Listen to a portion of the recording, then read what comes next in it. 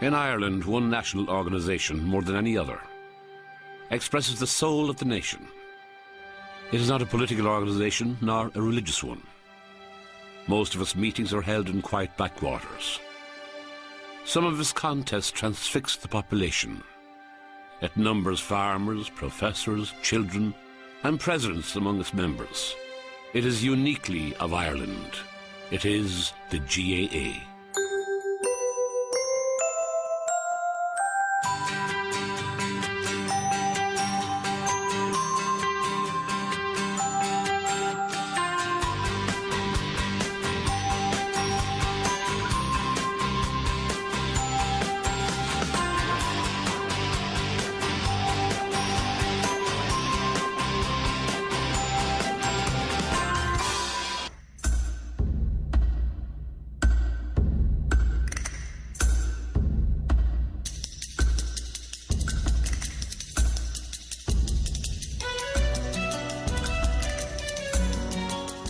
Long before the founding of the GAA and the formalising of the games, football, and particularly hurling, coursed through the Irish imagination. Hurling is undoubtedly a very ancient game, celebrated in mythology, and everyone knows the story of Cuchulainn. The much-resisted landlord system had an unlikely benefit. Tenants were permitted to play their native sports on the fields of their landlords. Hurling is associated with the good land, so to speak, and with landlord and big farmer patronage, because it required some resources to play hurling. So it's no accident that you get hurling to this very day in the southeast of Ireland and in that whole area extending onto Cork and onto East Cork. Gaelic football is to some extent a creation of the GAA, but there was again an ancient parish game or inter-parish game of cod, of kicking a ball around.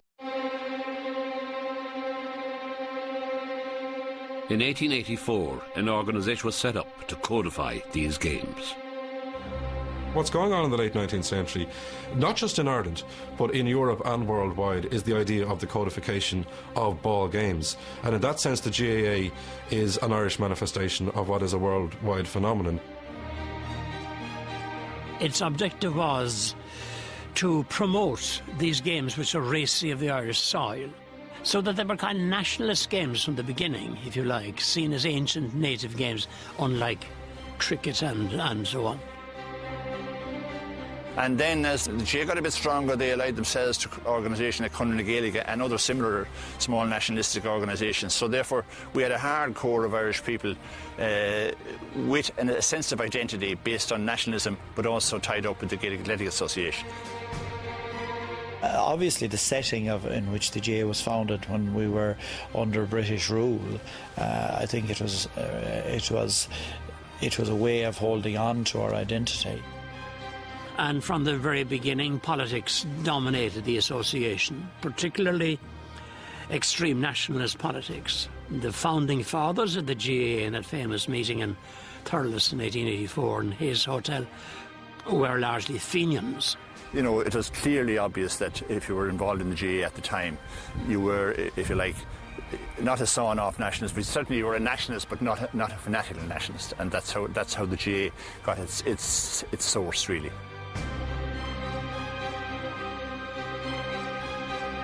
The hurley became a metaphor for the gun, if you like, and of course it was the GAA players who supplied the rank and file really for the volunteers and freedom fighters, there's no doubt about that.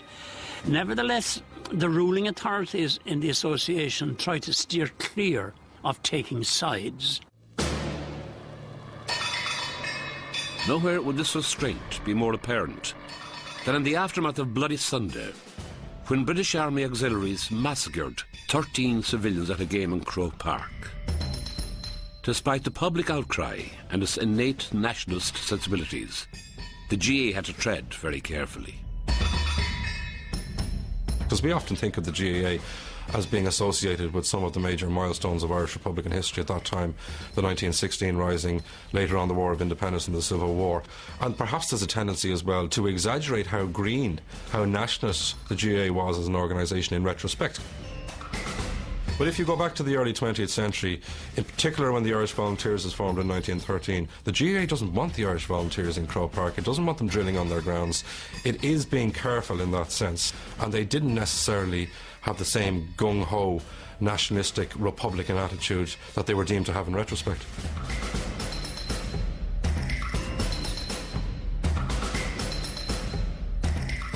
So although it remained strongly nationalist, it tried to distance itself from any particular faction in the years that followed. And that stood it in great stead, by the way, in the years of the Civil War. Not only did it not involve itself formally with either side in the Civil War, but it acted as a kind of reconciling agent after the bitterness of the Civil War. You know, it's the great thing about sport is that it can unite people, and that's what obviously happened, I think, in that era, you know, immediately after the Civil War.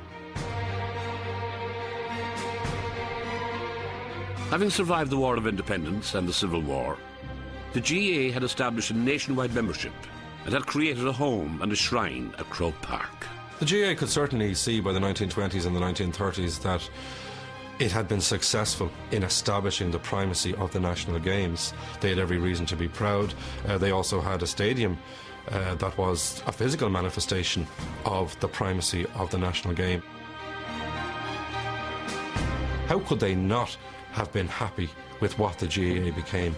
The fact that it became so extraordinarily successful in the course of the 20th century. The fact that it overcame an awful lot of the difficulties. I think anybody who would have been involved in the early years of the GAA could not but be happy with the extent to which it permeated throughout Irish society. Many of these measures, most notoriously the ban, sought to insulate the GAA from foreign and more particularly British influences. All through the GAA's history, right up to the present day, there were items built into the GAA which stressed that it was not just a sporting organisation. For example, even to this day, you cannot publish a list of names in a Gaelic football or hurling match without it being in Irish. If it's in English, you automatically lose the game, even the All-Ireland final if that happened. And there was more. The mere attendance by the members of the GAA at foreign dances or functions or games automatically incurred suspension. And the absurdity of that was seen, of course, when Douglas Hyde, the President of Ireland, was suspended in 1938 for attending an international soccer game. The GAA reacts very furiously to that and removes him as a patron, and that annoyed people like Eamon de Valera. He was not somebody who agreed with this ban, and publicly he tended to avoid confrontation with the GAA, but there were times when he let it slip. There were times when he let it slip deliberately. There were times when he was more circumspect, but he did think that it was ridiculous in a country where the GAA was doing so well that they needed to have what he would have regarded as a level of paranoia about people playing other sports. And you can see Eamon de Valera, when Hyde's successor Sean T. O'Kelly becomes president, effectively summonsing the GAA into his offices, into his political offices, and saying what happened in 1938 is unacceptable. It should have been dealt with in a very different way. You've got to allow for the fact that the President of Ireland is not just going to be attending, or should not just be attending GAA games, that they have to be seen to be President of the whole country, and that of course should involve attendance at soccer and rugby games as well. And he told them that in no uncertain terms. So there were these problems, and gradually more liberal councils prevailed, and the ban was got rid of in 1971. But there still remained the ban, of course, against the membership of British forces and police were banned from being members. And it was as late as 2001 that, in the interests of wider reconciliation, in the interests of a larger concept of what the nation should be, that ban was also lifted, the ban on the participation of British forces playing. And the only objectors to the lifting of that ban in 2001 were Sinn Féin.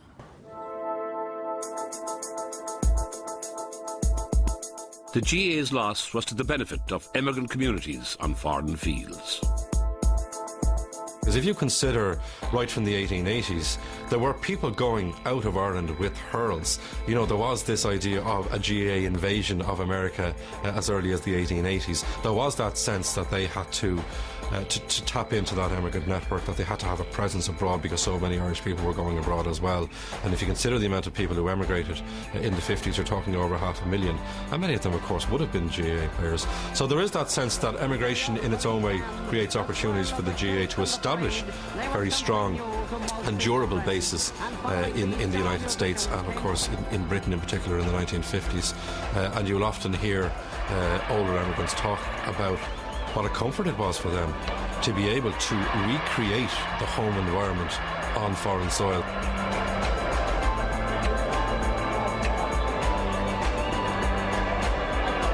It's significant, I think, that it was New York and London that were the teams that were accommodated in the provincial championship here, and in many respects it's because maybe that there was many immigrants from the West in those cities, and it was a way of reaching out to them in many respects. Okay, maybe London or New York will never win a provincial title. They've had one or two wins over the years, but you know, the likelihood is they will never win a provincial title, but at least it's a way of saying, you know, hands across the water here with our people that had to leave us.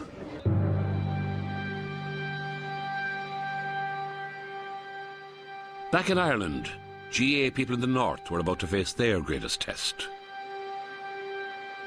is over and down are champions, 210 to 8 points. By the end of the 1960s, the six counties had erupted into a cycle of violence which would leave no county or club unscathed. I don't think any sporting organisation could have been prepared for what happened in Northern Ireland after 1969. The GAA was in a very difficult position.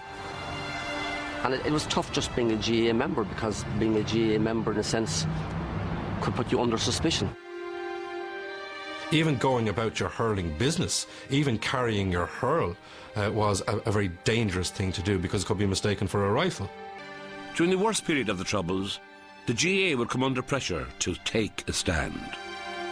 And then, of course, there was that sense that those who are playing in the GAA are automatically sympathetic to the Provisional IRA, that they are all supporters of the IRA. And of course there were many of those involved in the GAA in Northern Ireland who were staunch Republicans and who would have supported the IRA's campaign. There was great pressure on the association, particularly in the early years of the 1980s, at the time of the hunger strikes, to somehow pressure it into giving its sympathetic support to the IRA and to the hunger strikers.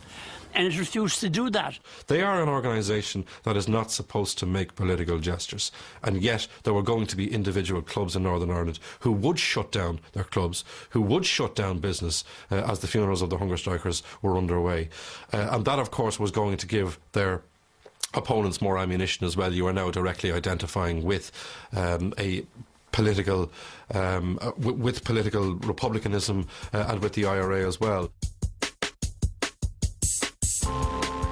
Weakened by sectarian troubles, no Ulster team won in All-Ireland between 1969 and 1991. It wasn't until the earliest days of the peace process that their fortunes changed. It is straight away Harry Breen going back for down, who played from right to left in the first. As things started to settle down in the late 1980s and early 1990s, we've had new Ulster counties breaking through and winning All-Ireland. The peace process indirectly was definitely beneficial to the association, and it's been reflected in the results that Ulster teams are producing on the field. I think what's happened now is that across all communities, perhaps GAA is seen as a very acceptable way to express your Irishness, and what I would hope is in the years ahead, that will become all embraced, and people from other communities will also join GAA clubs. The seeds are being sown. It'll be a long time before we see, you know, if you like, people from the unionist community playing Gaelic games in large numbers. But I certainly would hope as the situation in Northern Ireland develops and improves, that will become a reality. In 2005, the GAA voted to overturn one of its most contentious rules, and so ended its ban on the playing of foreign games in GAA grounds. In so doing, the association risked alienating a hardline segment of its membership. The proposed reconstruction of Lansdowne Road meant that the Irish soccer and rugby teams would be without a home for a number of years. Opening Croke Park was one thing, but welcoming an English side playing in a venue which bears the bloodstains of history was another. That chapter wasn't really completed until the truly historic event, and historians don't use the word historic very often, the truly historic event of the Ireland and England rugby match in Croke Park. Hallowed by the blood of martyrs, as the saying was, Bloody Sunday and all that, it seemed to me that was a hugely symbolic occasion. You know, the single point, of course, that was going to attract everybody's attention was what would happen when God Save the Queen was played in Croke Park. This is the ground, after all, where the British killed numerous people, with Michael Hogan in Bloody Sunday and so on, and those things reverberated through history. There was always going to be people for whom that would stick in their throat. We don't forget our history, I'm far from it, but we certainly move on, you know. So the idea of whether it's a British national anthem or any being played in Croke Park, you know, we saw what happened when the England team came. You could hear the pin drop, and rightly so.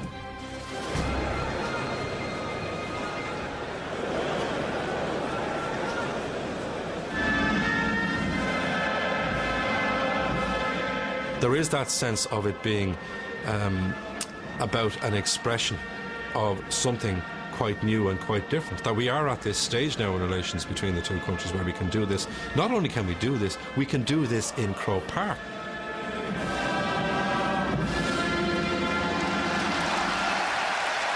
I actually felt very proud to be, you know, a GAA person that day, and to be an Irish person, and to be in that stadium, to think that, you know, this was our stadium here and we were able to show it off to the world.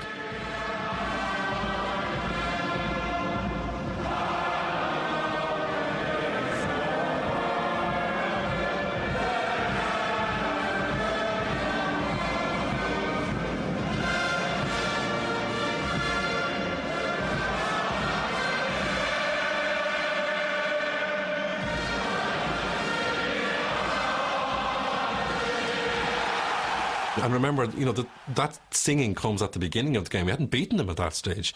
3 metres short, presented for Stringer. O'Gara, crossfield kick. Shane Horgan's in position. Oh, yes! What a try! I felt good about the GAA, I felt good about Croke Park, and I felt good about my country.